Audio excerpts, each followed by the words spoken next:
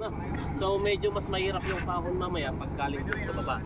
So wala pa po tayong mga medical records kaya nang hika. Hihikain pa lang. So ayun. So pagdating po natin sa waterfalls, Sa puso. sakit sa puso. Okay, wala rin. Natutukan namin. Pagdating po natin sa waterfalls, yung hindi po marunong lumangoy, kailangan po natin mag-life vest, no? Yung life vest natin doon, 60 pesos lang naman po siya, no? So kasi ang lalim po ng falls natin doon is nasa 15 to 20 feet na po siya. Ang kalaban natin dito, number 1, pulikat po, no? Mahirap po kasi pag bigla kang namulikat, baka bigla kang lumubog. So, lulutang ka naman. Sa kabilang gilid na lang.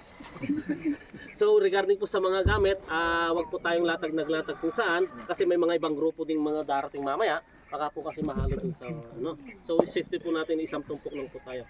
May mga magbabantay naman po sa mga ano natin, sa mga gamit. Huwag po kayong mag-alala, nagbago na po yan, no? Yan.